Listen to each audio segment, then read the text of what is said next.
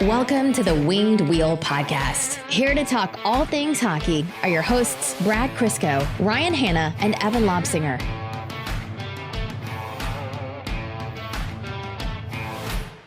We just knew it would happen like that. It was written 100%. I wouldn't be surprised if someone on here predicted it before. But in Darren Helm's first game back against the Detroit Red Wings, gets himself a breakaway and finishes it perfectly. A Darren Helm breakaway goal without a moment's hesitation from him.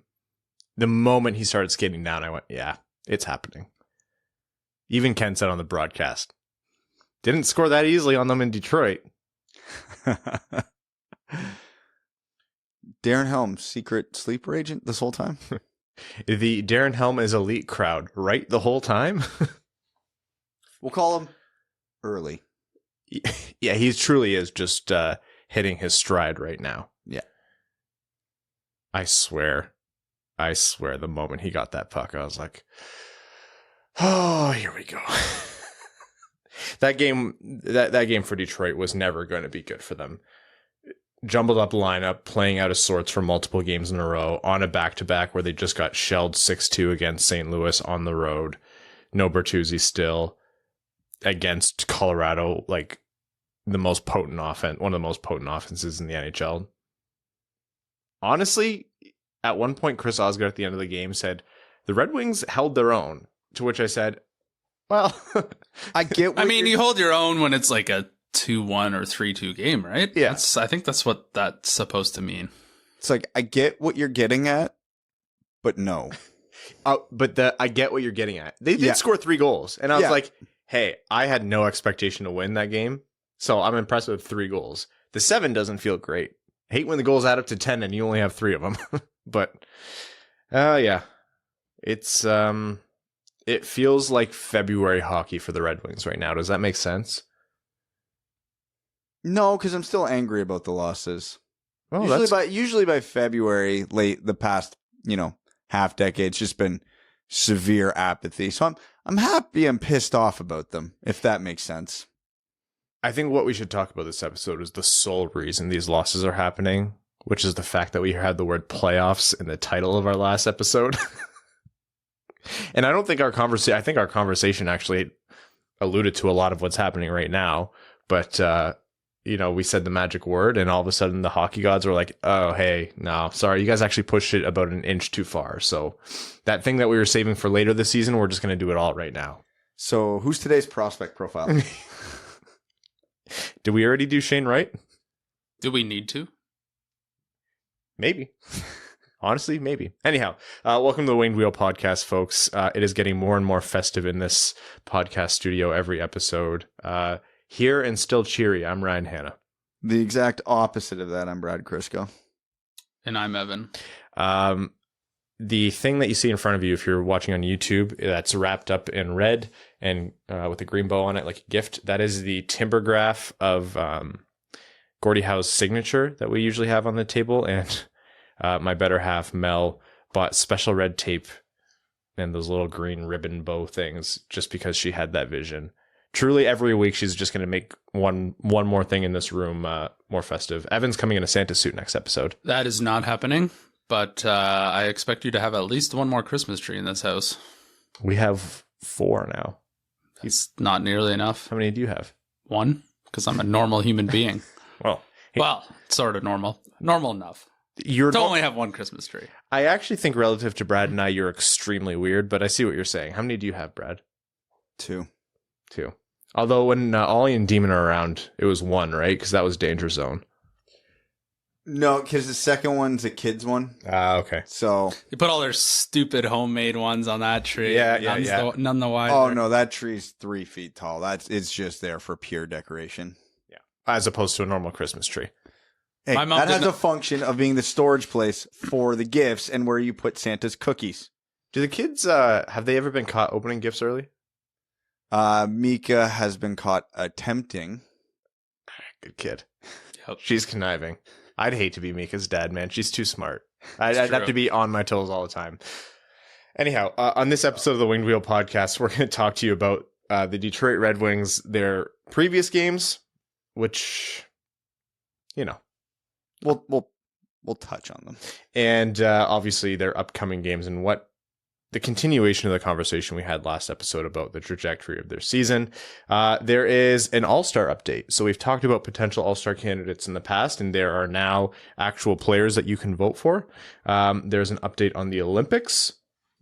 Spoiler. And then there are some small notes regarding World Juniors and Red Wing prospects heading over there, most likely. All before overtime. But before we jump into that, I want to take a second to recognize the Jamie Daniels Foundation. It's a children's foundation initiative, and it was established in memory of Jamie Daniels and founded by Jamie's father and Red Wings lead announcer, who you'll know as Ken Daniels, and Jamie's mother, Lisa Daniels Goldman. They strive to end the stigma of substance use disorder and provide support to those struggling with the disease or who are in recovery. To learn more and offer your support, visit jamiedanielsfoundation.org.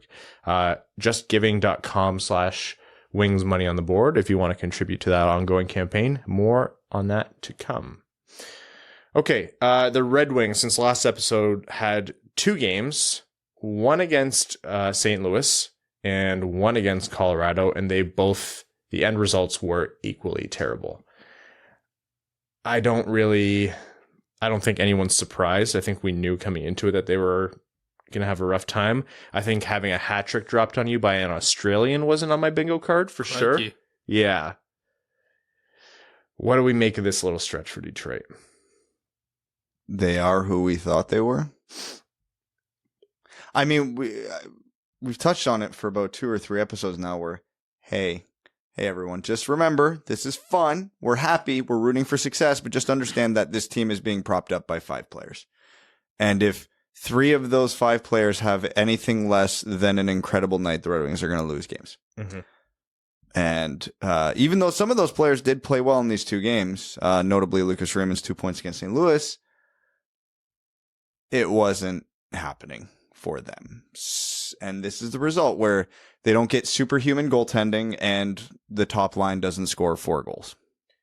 Legitimately, Lucas Raymond walking away with those 2 assists those are perfect assists. Oh, they were fantastic. Fabry 2 goals, credit to him.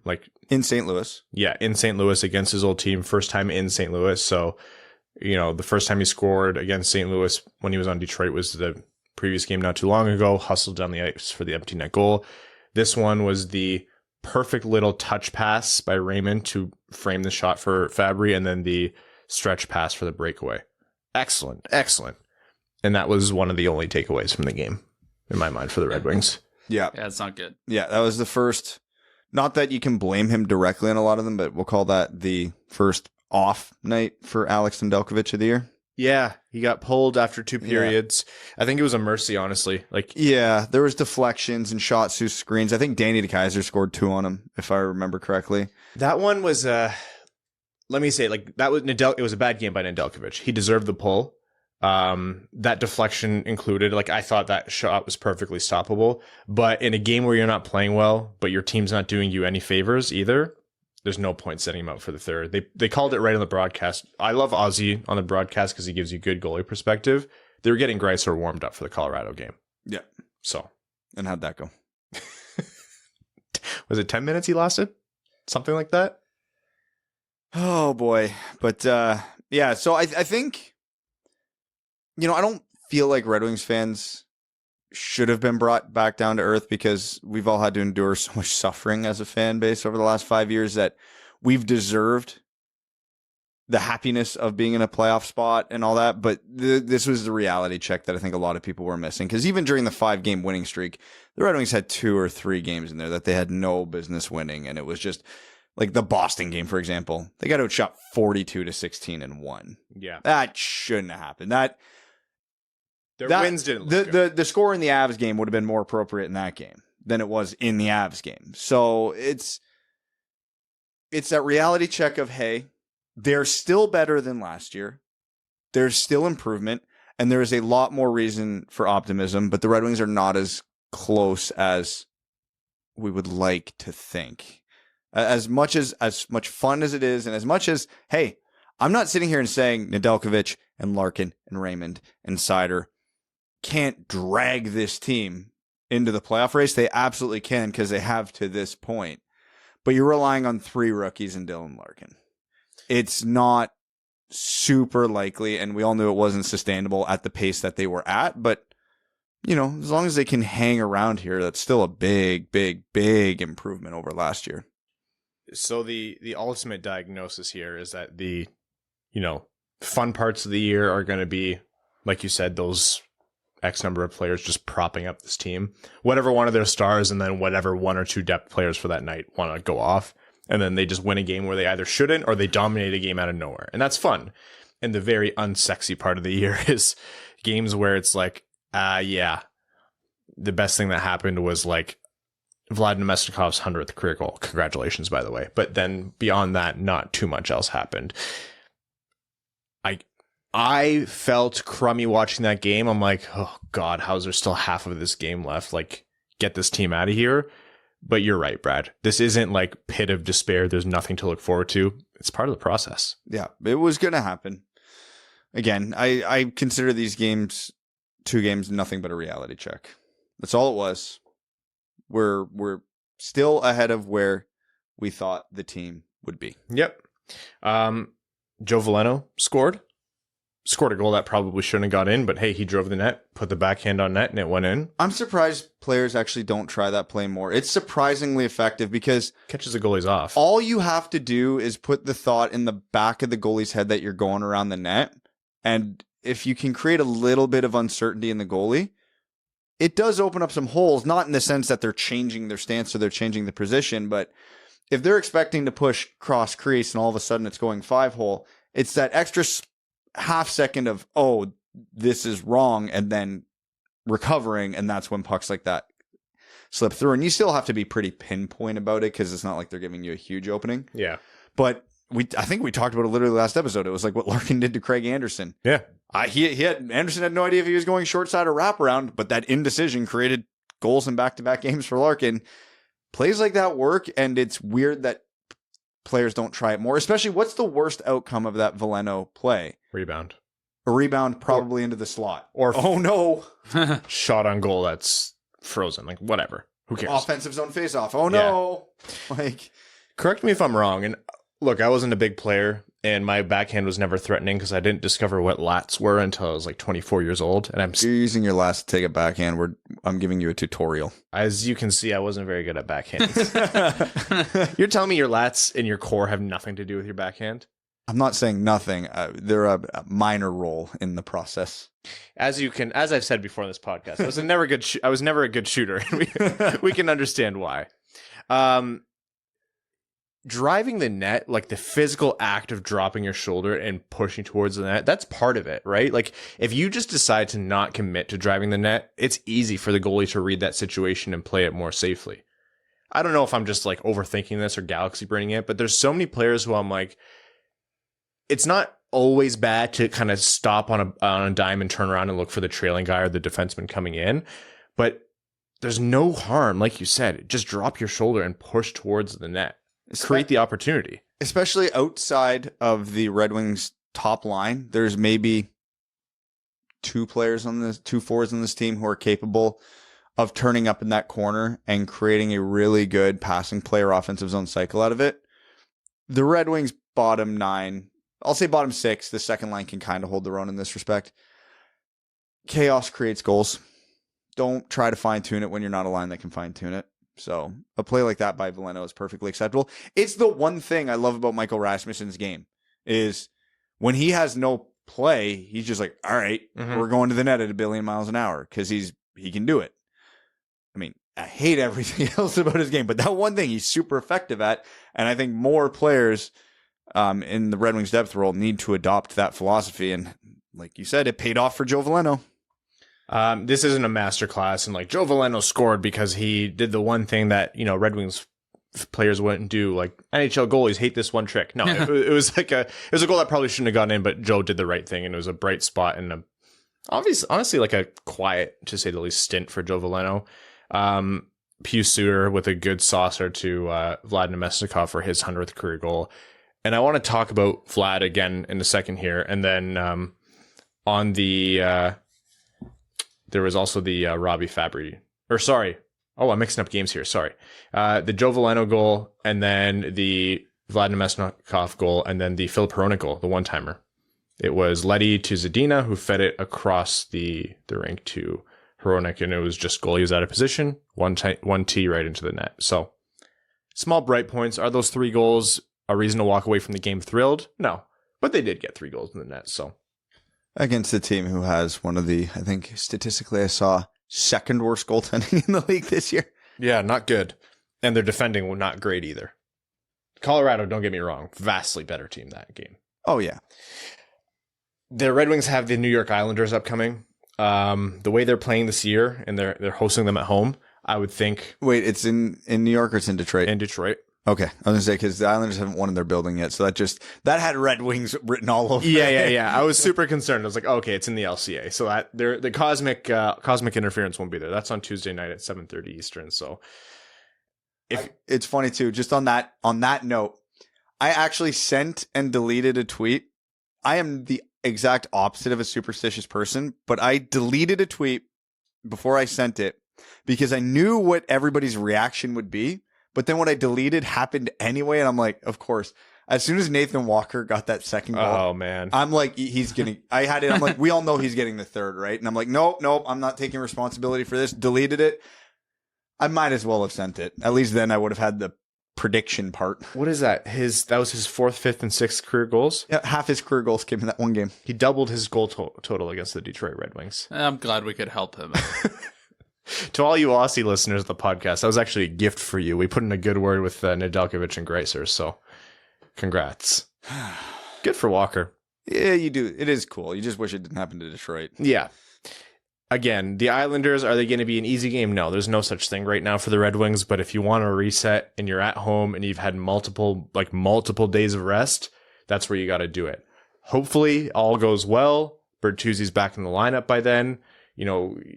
Pending medical updates, but besides that, you just have to, the team has to dig deeper and find a way to get more. I do want to talk about Vlad Namestnikov. He's doing well, man. He's producing at a really impressive rate to the point where it's not unheard of. It's not like he's doing something so unsustainable that anything would look at that and go, oh, something's wrong here. He's just producing like a really, really good depth score. He's getting like 15 minutes a night, and he has how many points here? He has 15 points through 28 games, 9 goals, 6 assists. That isn't going to go unnoticed come trade deadline.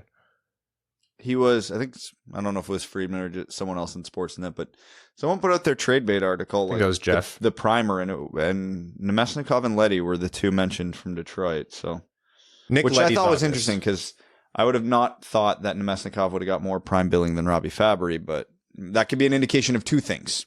So, why isn't there more interest in Robbie Fabry? Because I think there's still more of a belief that he could be part of the solution. Whereas with Namestnikov being in his late 20s, I think we know the reality with him and this team's future. As much as we all love Vlad, by the time the Red Wings are contending, he'll be like 1 billion years old. So no sense. But Fabry's 25, 26? He's younger. Yeah, so that you can still milk a half a decade out of Fabry if you needed to. Yeah, he's 25. Yeah, so he'll be 26 soon, yeah. So that's the difference between them, honestly. It's hard because Namestnikov loves playing in Detroit, always is doing like the grab the jersey, grab the winged wheel silly. Obviously has ties to the city, growing up there for a lot of his life. Loves playing for the team. And you just like to get behind those guys, especially while the team's not winning too much. But if the right offer comes in, if the offer is like a 6th or 7th, then you're like, no, it's not worth it. Legit, just bring him back. If this was one of the last 2 years, trade him now. Yeah. Like, obviously, this team's done enough to earn keeping everybody for a bit longer to ride it out to see what you really have. But as soon as the season's very obviously off the rails, maybe let's not wait for him to cool down. Kind of strike while the iron's hot. It's almost what you want to say about Bertuzzi, but there's obviously more there, and we won't get into that this episode. There's almost no team in the NHL, especially those in contention, who couldn't use another center. Yeah. And he can play center. Like in a pinch, your 3rd or 4th line, he'll do it, and he'll be reliable, and he might even produce. And on a team that's contending, he'll have really good teammates. or line mates. Mind you, he's not been playing with absolute scrubs the whole time in Detroit, but he'll have it. Who's the best player he's been played with regularly? Adam Ernie? Well, I will not hear any Big Earn slander on this podcast. Yeah, and who was his centerman most of this year? Was it Michael Rasmussen? Here, there's a really good comment in overtime. I'm excited to read to you. How much am I going to hate it on a scale of 1 to 10? It's going to be 6 because it's going to be fair, and that you won't like that. See, you say things are fair to get under my skin, but then they're not.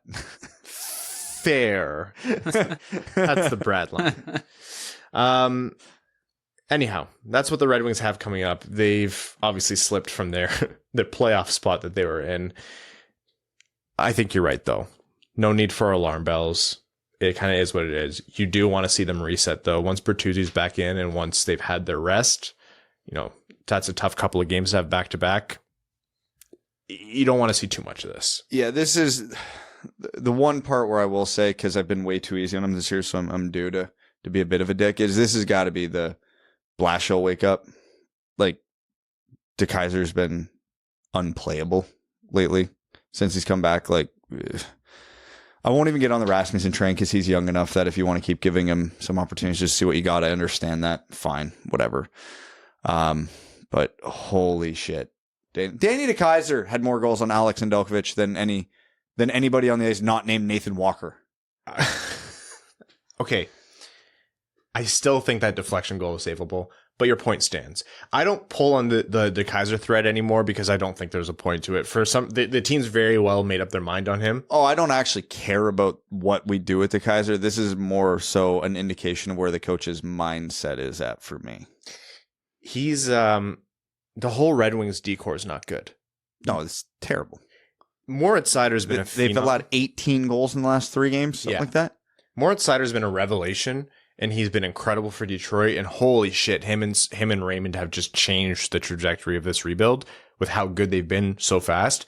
It should have taken more than 2 weeks for Moritz Seider to be Detroit's best defenseman. Yeah. Yeah, like realistically. And that's not a knock on Seider. Like, I'm not saying they have no other choice but to play DeKeyser. I just don't think the alternatives are that much better. What was the stat from Seider about yesterday or Friday's game? That's right. We didn't even talk about this. In a game where Detroit, and this is from Dmitry Filipovich, friend of the podcast, and we'll chat with him again soon. He called out this tweet or this stat. In a game where at 5-on-5, the Red Wings got outscored 6-2, Moritz Seider was a +2.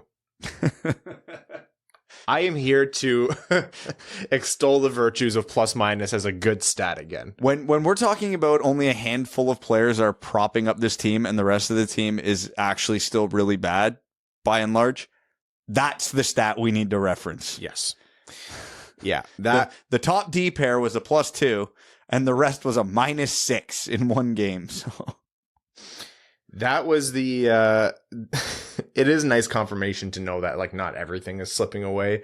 I will say though, it was a little horrifying with regard to the other Red Wings rookie phenom when Lucas Raymond was skating off the ice and collided knee on knee with what's his face.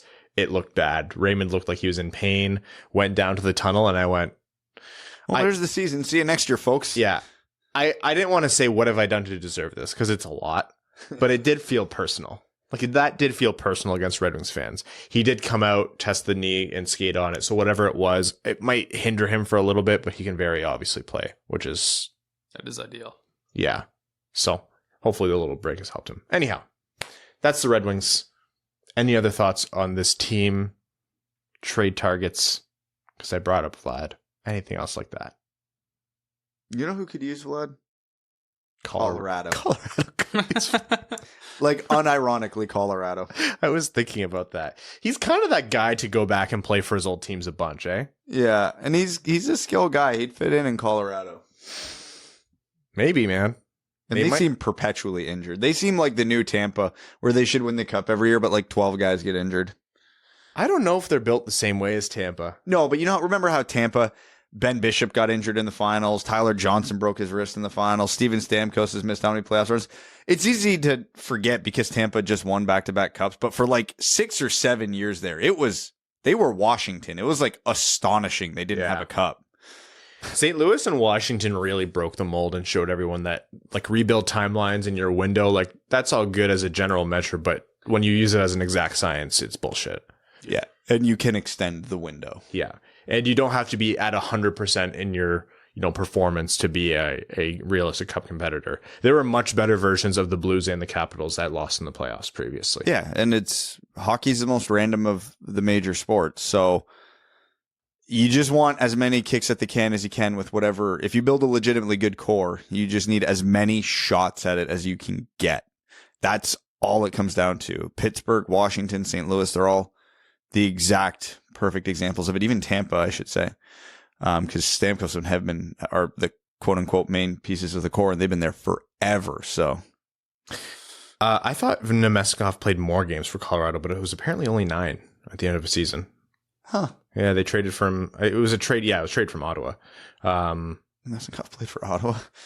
Yeah. 54 games. Jeez, I remember the 9 Colorado games more than I remember the 54 Ottawa games. Tampa and then the Rangers and then... I remember those pretty clearly. Oh, did he get... Yeah. It was the Rangers and then Ottawa and then Colorado and before coming to Detroit. Yeah, he's... a bit of a suitcase. He's due to go back. Yeah, I genuinely will feel bad if he gets traded, but hey, if I survived Gus Nyquist truly was the first one where I was like, oh, this hurts. This hurts once you accept the rebuild. Yeah. Anyhow, a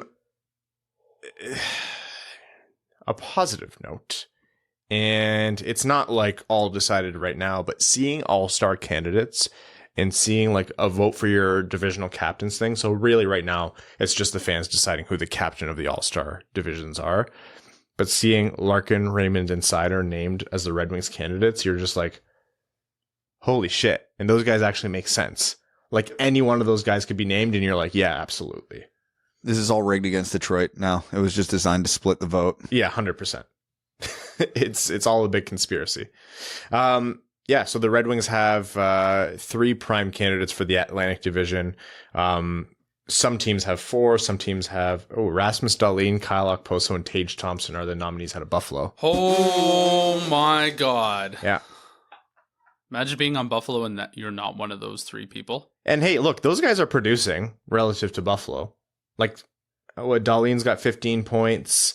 Okposo's got 19 and Tage Thompson has 16. A little under the radar. When you only have like 6 viable forwards to play every night, like someone's going to accidentally get some points. Yeah.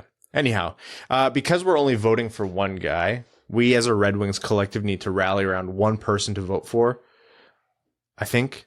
I don't know how to do it. Or just make multiple accounts and vote for all 3. So if we got to do this strategically, it's got to be a forward, because I think Mo Seider is going to get one of the defensive spots just on merit, and there's no way the NHL is going to bring 2 Red Wings forwards. So we gotta put one of them there. I think they'll bring 2 Red Wings forwards. I don't see They're how not. they do not leave. They are not getting 3 Red Wings on that team. Why not though? You don't think Raymond and let's say? Am I saying they should be there on merit, or do I think? No. What do you think would happen? The NHL's bungling this up. It's going to be 2 of them. I don't think Larkin's going to go. Nah, it's unfortunate. I think he deserves to. He absolutely does. All 3 of them deserve to be there. They're propping up an entire NHL franchise. A good one. Yeah.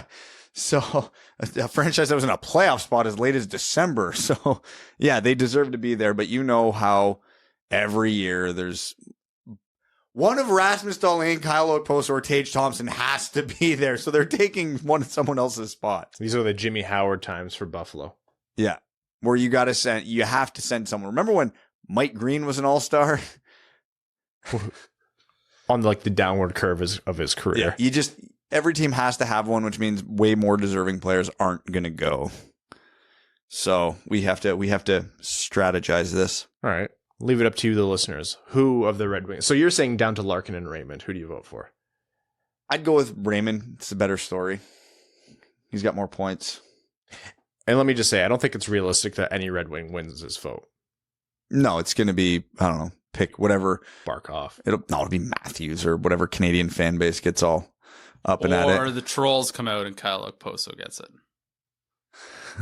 Wait, who is like the most, like the biggest? It's got to be Kyle Okposo. How would there be anybody worse than Kyle Okposo on this nomination list? Hear me out. Michael Rasmussen. Oh, they're allowing write-ins again? No, you can just select any player from each division. I thought, then what's the point of the 3? Well, those are the ones that they like kind of put up on. Oh, the so you screen. can put write-in You can, votes. yeah. Yeah, I agree. If you're going by your logic, then you put in Raymond. I think it's a better story. Yeah, I agree with that. Anyhow, you only think 2? Because I actually think all 3 of those guys are going to be named to the team. I hope you're right. I don't have any faith in the NHL to get this right. I'm ultra optimistic. I don't see how they leave Larkin off. The captain, it's an easy person to send. Yeah, I just said that out loud and I'm like, no, that was stupid. As is tradition on this podcast. Well, it'll be fun to see. The All-Star break feeds into the Olympics because, wow, those are not happening. After our last week's discussion, I just, I had this growing sense all week. I'm like, you know what? I don't think they're going to go. No. What was it? The absurd quarantine rules in China, the new COVID variant that everybody's freaking out about, the rising numbers around the world. Like, any one of these things playing a part. Honestly, if I've tested positive, I would not want to quarantine in China for 3 to 5 weeks. Yeah. And especially as a player, but probably even more so as an owner, because that just sucks for everybody. Because you under the agreed upon rules between the PA and the NHL, if a player has tested positive but they're vaccinated, you still got to pay that player. So they are quarantining on the other side of the planet a minimum of 3 weeks, up to 5, because they have to produce 2 negative tests at least 24 hours apart. So that quarantine could last up to 5 weeks in China, and then they have to come back to either Canada or the States. That's like, they can miss an entire run up to the playoffs. I can't believe that this is, I cannot think of a scenario in my head where this goes through. I will be shocked if it does. And I don't say that lightly. Olympic hockey is some of my favorite hockey ever. It is some of my strongest memories, and I think some of the greatest moments in hockey history happened in Olympic hockey tournaments. And I don't think they should play it this year. Gary Bettman had the most eloquent, chess move troll quote, maybe 2 days ago. And it was just chef's kiss. He said, "We'll honor the players' wishes to go because we know that means a lot to them." And it's like they've totally taken the ball out of their court and have left it up to the Players Association. So if they don't end up going, it doesn't look like it's a bad move on the owners. It looks like it's a bad move on the players. It's just the mind games is just amazing. They know that was a hand that, through no fault of the PAs, that was a hand that was overplayed. Because I agree, if I was the NHLPA, the players do care about what Olympic hockey, an international best on best means for the sport and for their careers. That's what they dreamt of as a kid. NHL players come in and what do? They often take less money or different situations or uproot their whole family for a better chance at the cup. The only other thing that's even remotely comparable is winning the gold medal for your team. Sidney Crosby dreamt about his gold medal winning goal probably almost nearly as much as lifting the Stanley Cup. But now, through circumstances not within their control, it is it's almost farcical. It's silly that this is a priority. And the NHL is going to lean on them for this, and it's going to be used as a chip in the next negotiations, and it's going to suck. And we're honestly going to have to go, oh my God, a dozen years before we see, between NHL players at the Olympics. Oh God, that makes me so sad. Why doesn't the NHL just do their own international tournament with all the country, just Olympics NHL trademark? They've done the World Cup of Hockey. Ring a bell to you? Is that the one that gets played in the spring, or is that the World Championships? That's the World Championships. You remember Team Young of North America versus Team Some of Europe? Yeah, but what countries are those? Exactly. I don't know. But that was the NHL's version of exactly what you're talking about. So why don't they just do all the countries?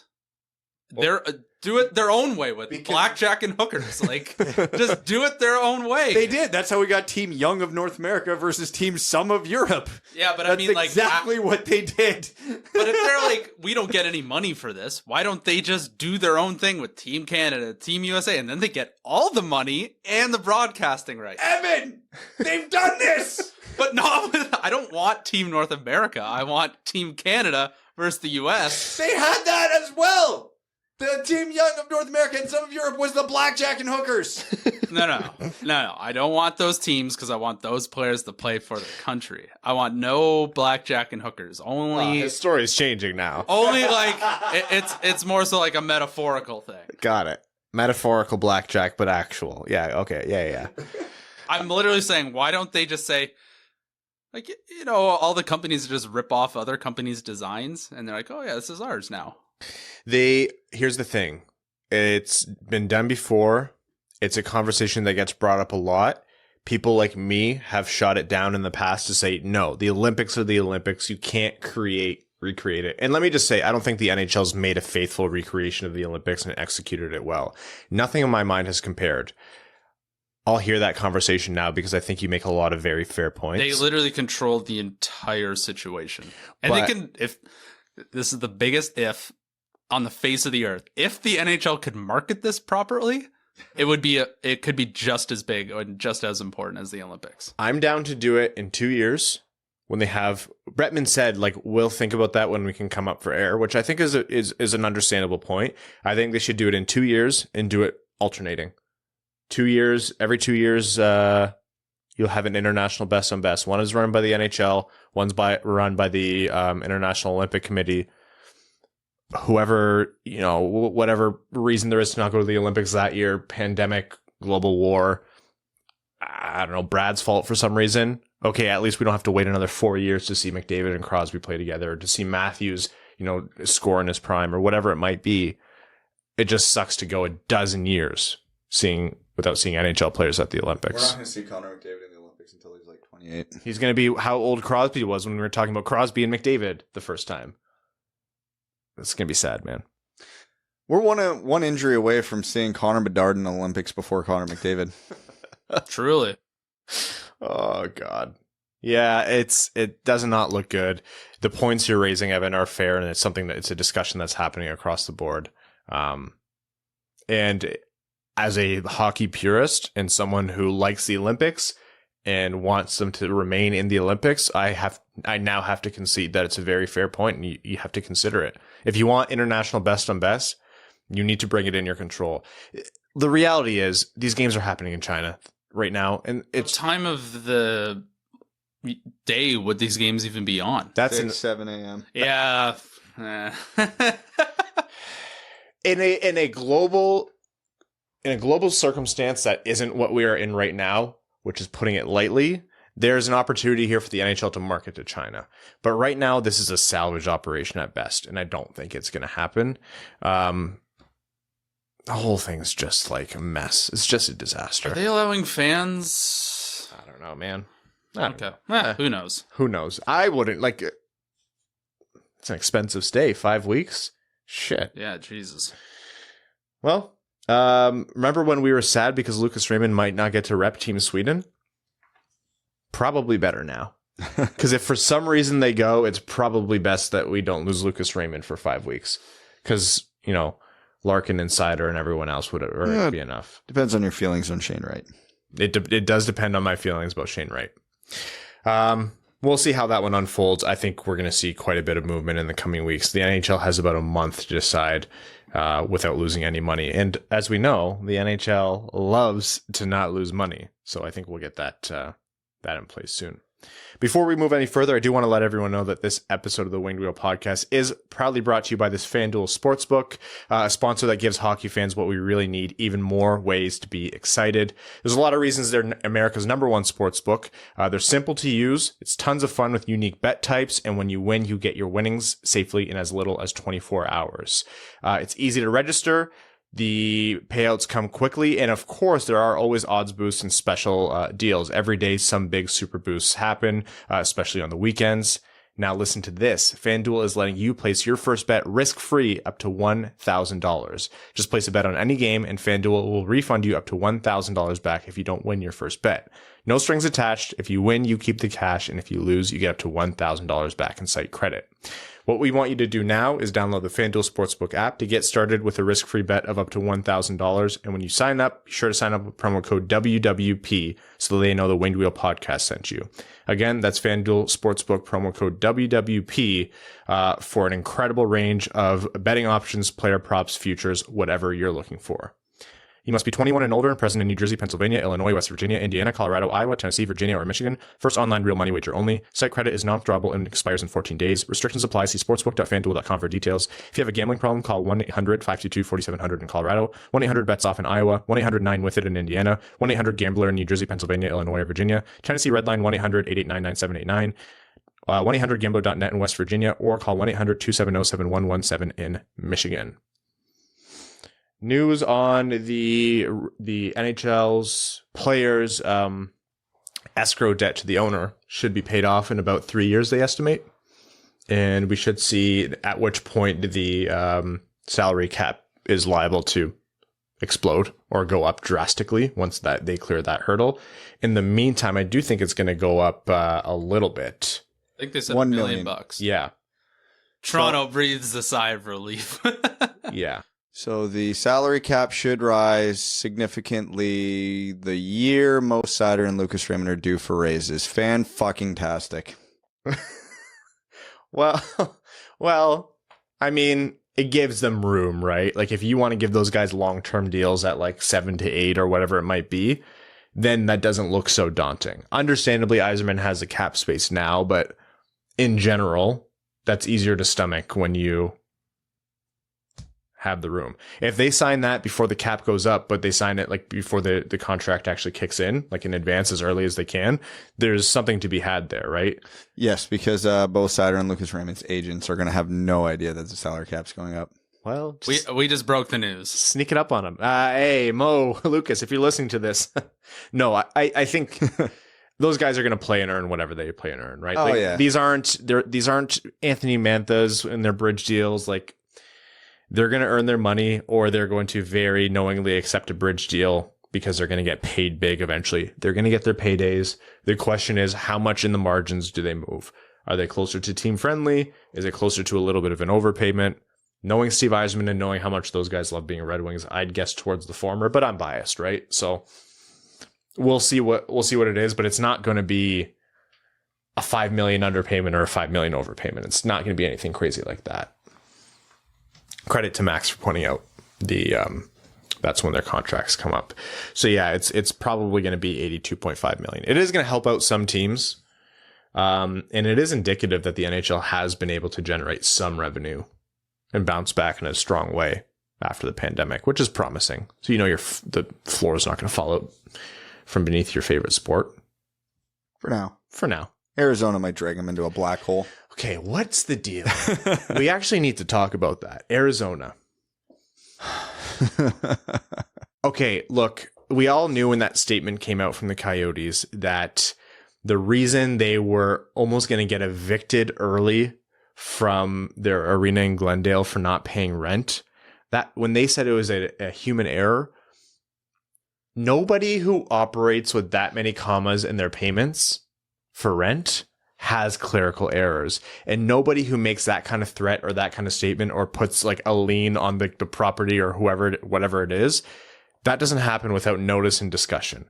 The Coyotes legit didn't pay rent, and they didn't make other necessary payments to Glendale and whoever else. The government.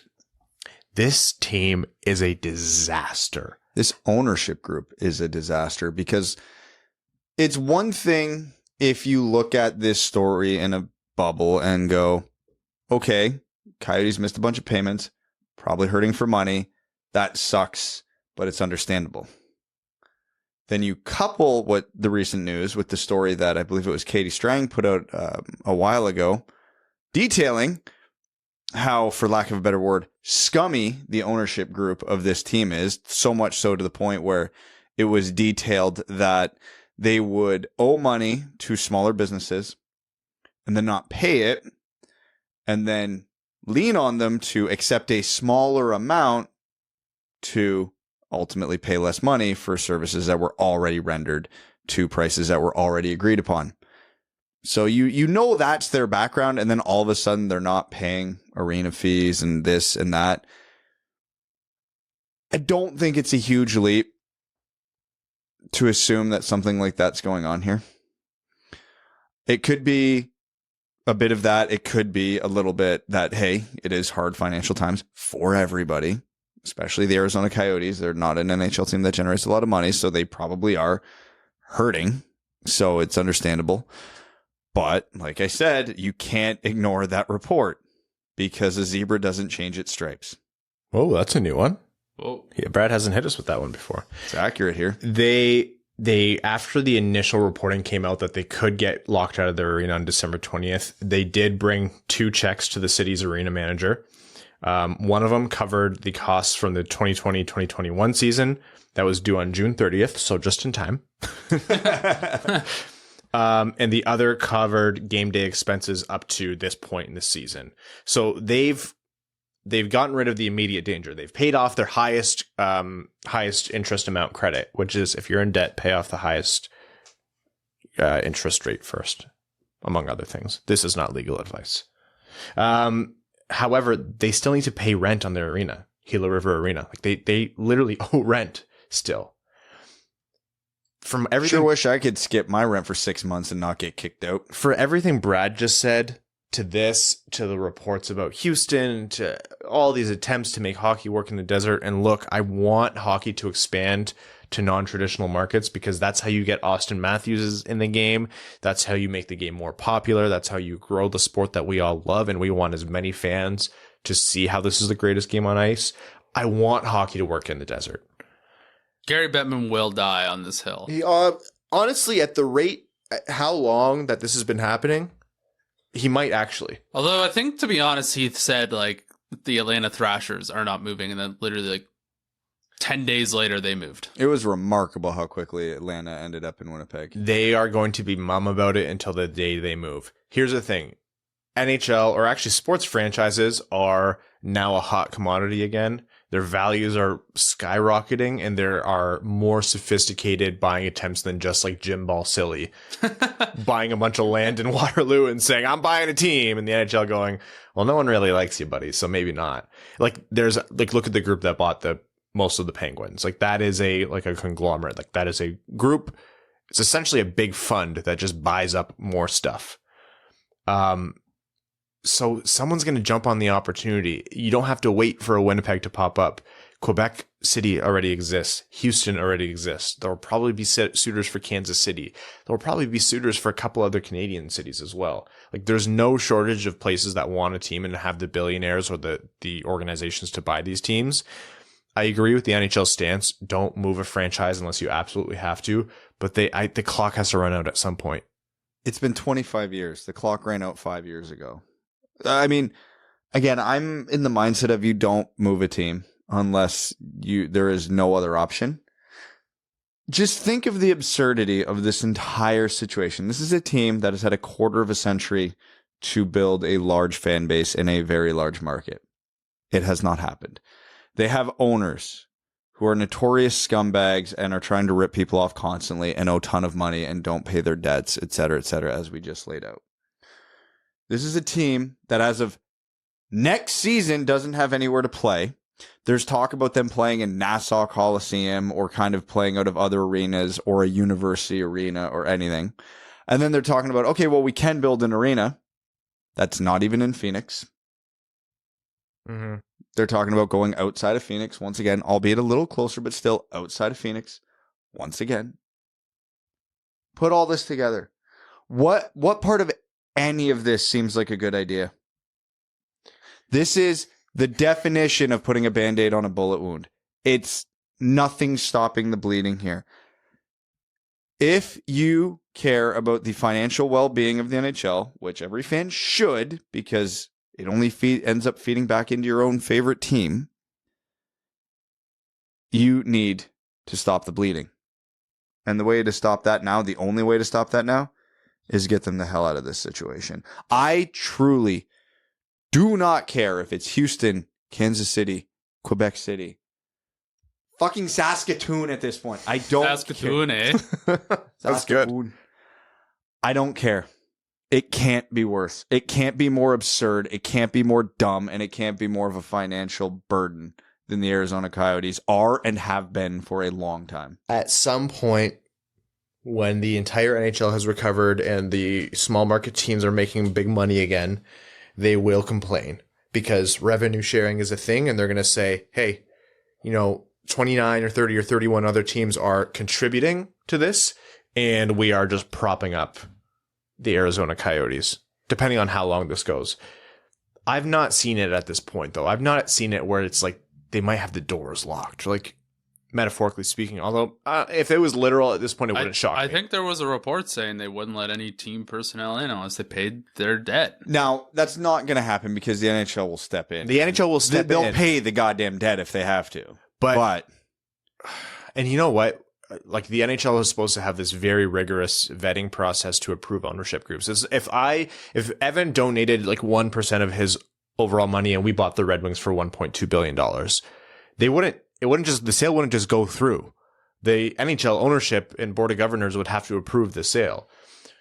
Very obviously, the ownership group in Arizona is not rock solid, but they were at a point where they were like, someone with money wants to keep this team in Arizona, and so that's kind of what we have to go with. So there's the two boxes. Yes, this ownership group and the NHL vetting them is like the beer league captain having an 11-15 game.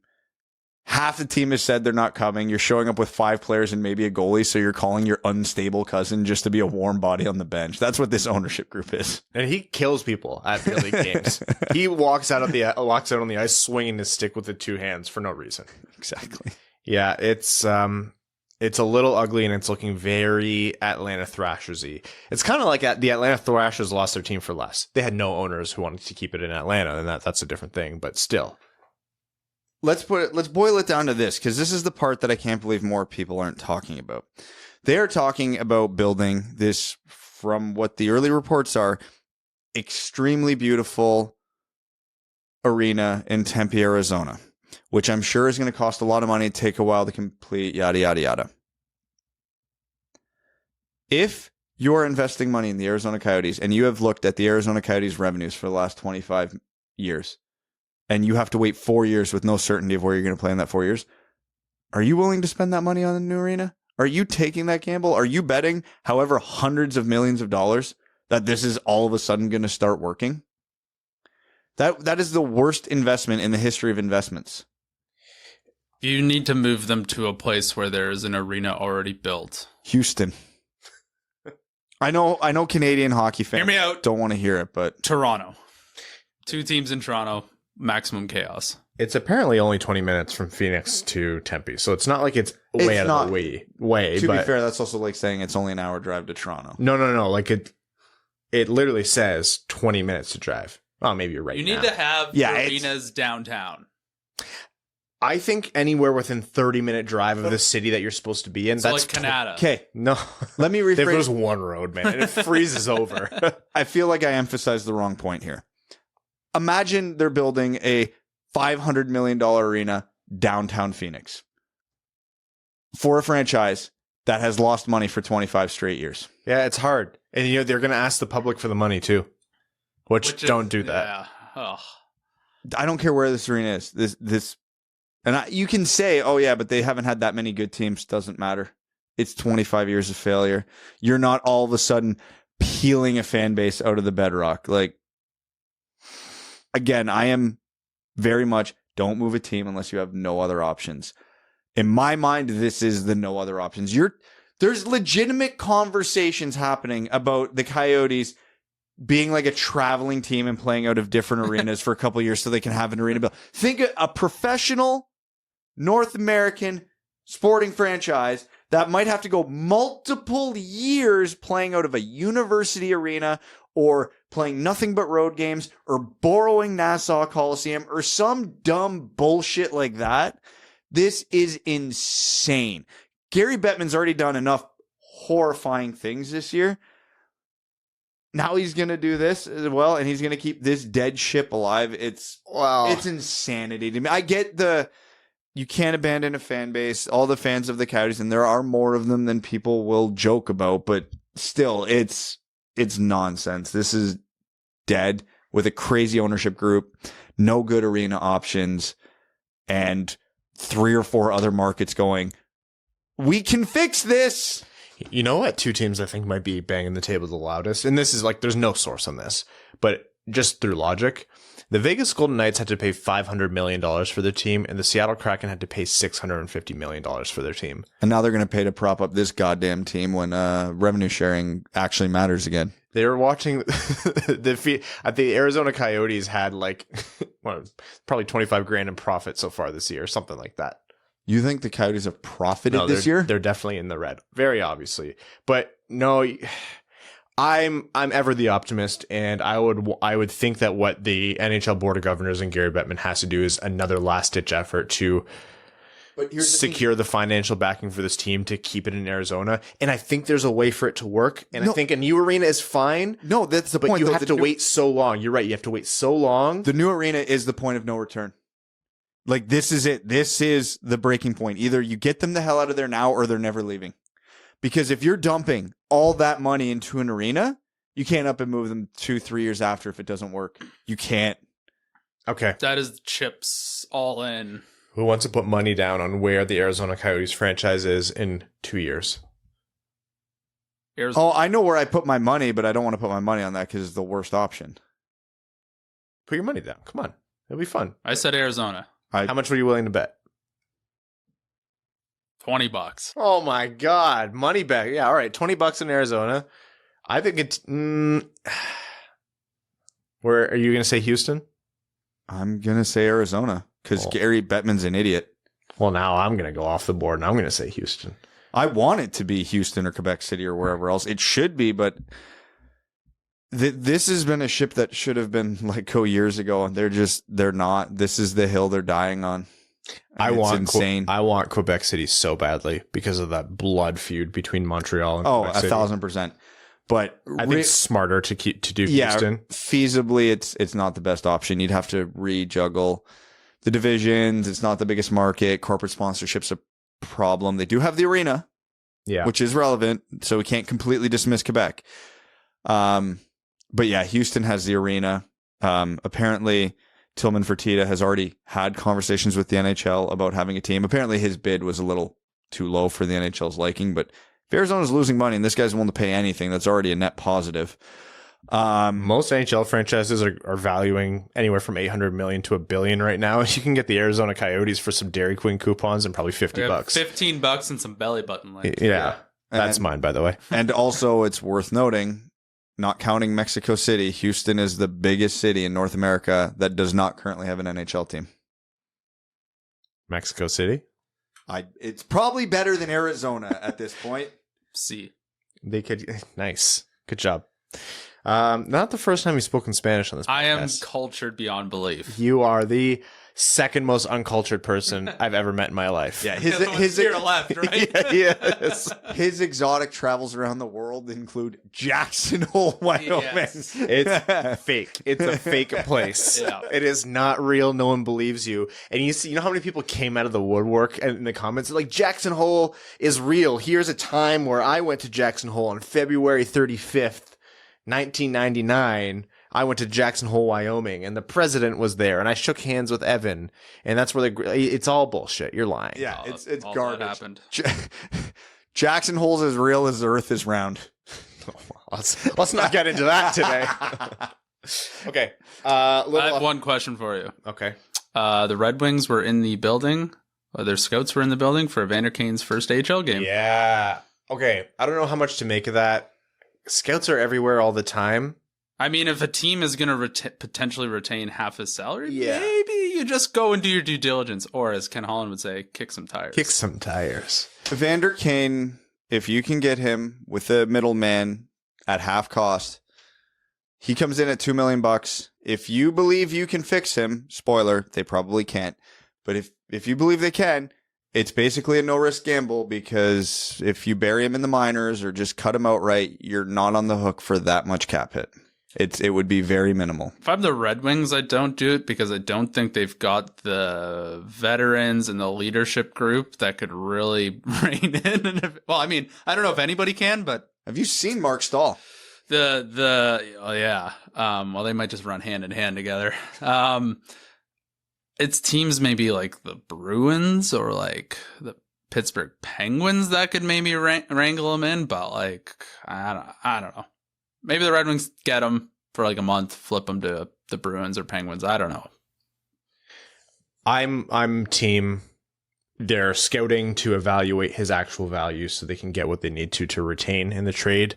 I've probably voted for second and third chances for more players than I care to admit because I often can't see past talent and I often overlook glaring personality flaws. I don't think that you can do anything to fix Evander Kane. I think you're right. But hey, if another team wants to and they're pushing for the playoffs and they want to find talent on the cheap, look what Carolina did with what's his face on defense. They signed him for $1 million. He's outperforming that deal. Tony DeAngelo. Yeah. And he had his baggage. And they, to like a lot of criticism, signed him, and he's outperforming that contract. If a team wants to do that with Evander Kane, yeah, sure. And if the Red Wings can get like a second or third round pick for retaining some salary, yeah, sure. Wait, he should play in Toronto because him in the Toronto media would be actually maximum chaos. Oh yes. I'd start watching Canadian hockey media again. The thing is, I'm team not in Detroit. But with the amount of focus on character and the guys in the room, if the Red Wings and Yzerman and Draper and Verbeek and all of them and their staff decided, Evander Kane, for whatever reason, ignoring if it makes sense in a hockey context, if they chose to bring him in, I'd say, yeah, well, then they're confident that they can rein him in and let's see how it goes. But I don't pull too much from that report. I'm not putting a ton of weight into it. Scouts are at way more games than is newsworthy.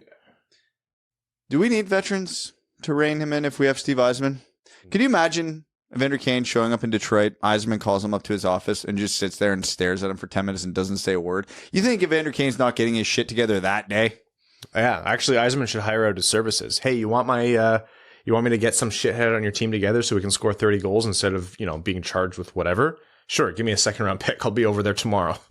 Show up at his house in California. All right, time to get to overtime. Let's get a few overtime questions in. For overtime, we want to thank our Patreon supporters, patreon.com/wingedwheelpodcast. They are the reason we are able to do this show and just generally shoot the breeze. Shoot the shoot. Someone said that to me the other day. Shoot the shoot. Did you smack them? No.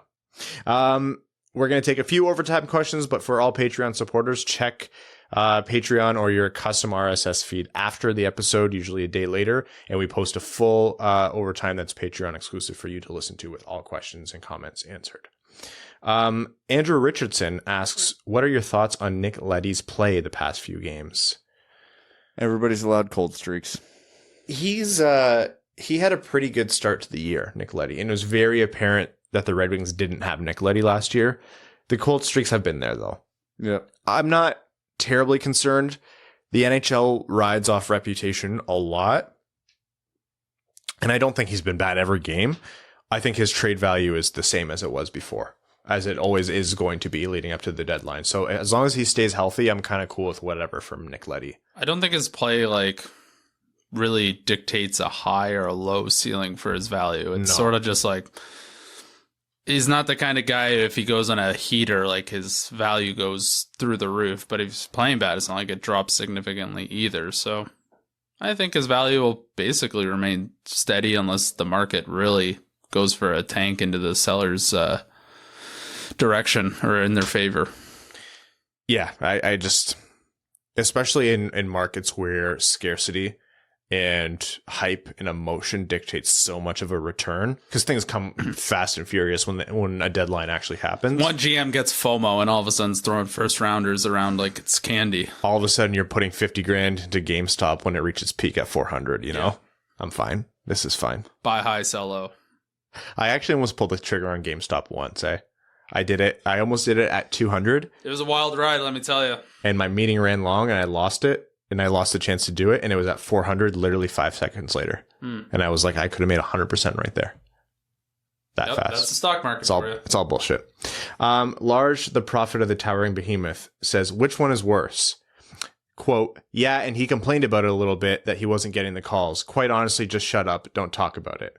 Or, quote, it's cool. My position is, though, is it good for the game? I hear Ray say all the kids are doing it now. I'm not trying to be a fool here. I'm just not so sure it's great for the game.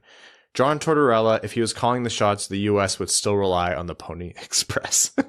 Man, I try so hard to like John Tortorella, but like this is just either it's one of two things. It's a special level of old hockey man stupid, or he's doing it to get attention. I think it was a bit for the show. I absolutely think it had to have been, because the crazy thing about to the hockey world's credit, I have not seen as much of the old hockey man pushback after the Zegras assist, after the, what do we call it, the Dishigan.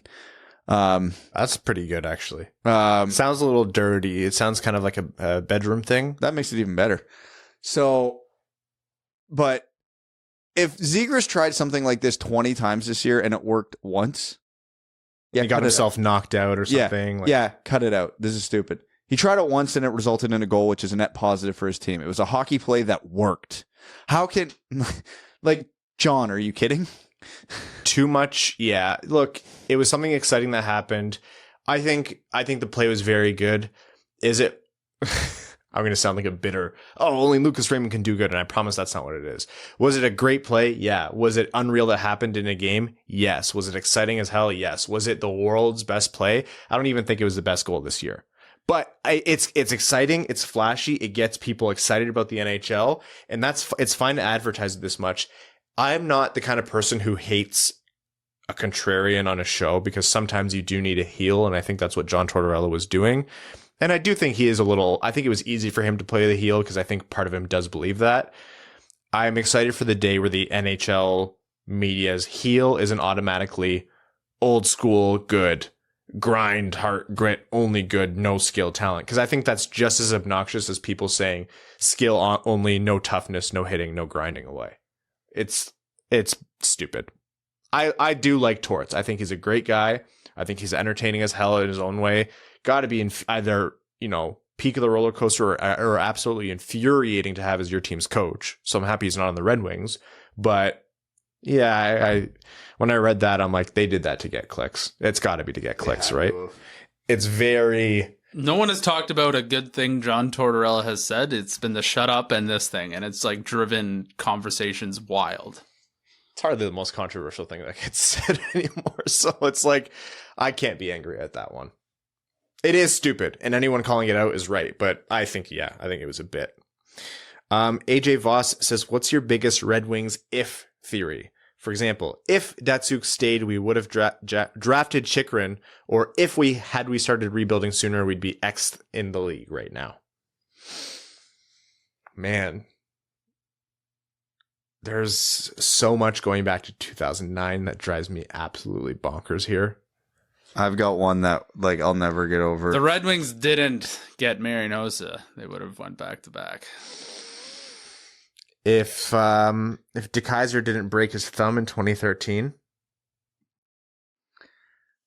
Okay, this is going way back, but ever since I heard this story from the man's mouth himself, I can't. What if Wayne Gretzky did not call his father that fateful August morning in 1988? Oh, that's brutal, man. That's the one. That's brutal. Because he was going to be a Detroit Red Wing. He was going to be a Red Wing. Hey, look who the Red Wings ended up in. 10 years later, they were running back-to-back cups. So it's like, do the Red Wings end up with the players that they do if they had Wayne? No, yeah, it's butterfly effect, nothing. But can you imagine just Yzerman, and let's assume they don't end up with Fedorov or Konstantinov in that draft, but because Lidstrom was kind of the diamond in the rough, they probably still would have got him. Can you imagine Yzerman, Lidstrom, and Gretzky through the 90s? They'd be at 13, 14 cups. I love Sergei, but Sergei's no Gretzky. I think that's another cup or two. That's at least another cup run, to say the least. Oh man, it's When I was at that event where I heard Gretzky telling that story, I almost fainted. I read that in a couple books, actually. And it was, I've read books. The only thing that makes me feel a little better is he also told the story where he also agreed to a contract with the Leafs, and then the Leafs wouldn't pay the money. I'm like, okay, that helps. Yeah, it's tough being the Leafs. They really got to pinch those pennies. The league back in the day was hilarious. It's like, guy signs contract, owner burns down his house to insult him for insulting him to even ask for that much money. Like, it was the Wild West. Well, the Leafs wouldn't pay him because they were building the new arena at the same time, and they're like, we don't have money for both. Yeah. Jesus.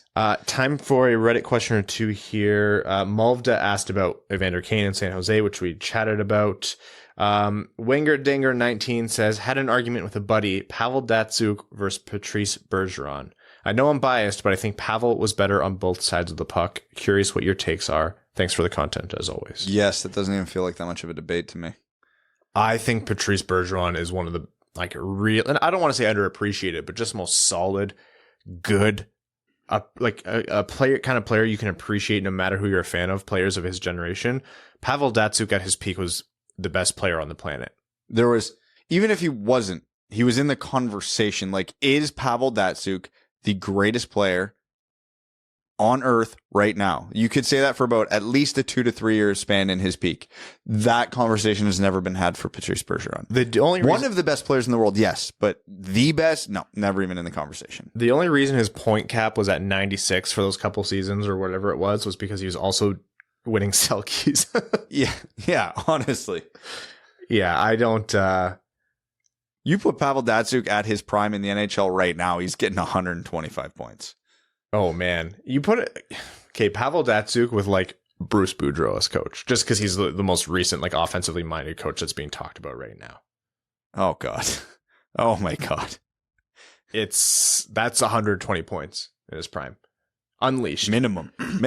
With, the line mates and players who can Nikita finish. Kucherov has a 125-point season. Do you think Nikita Kucherov was Pavel Datsyuk? No, absolutely not.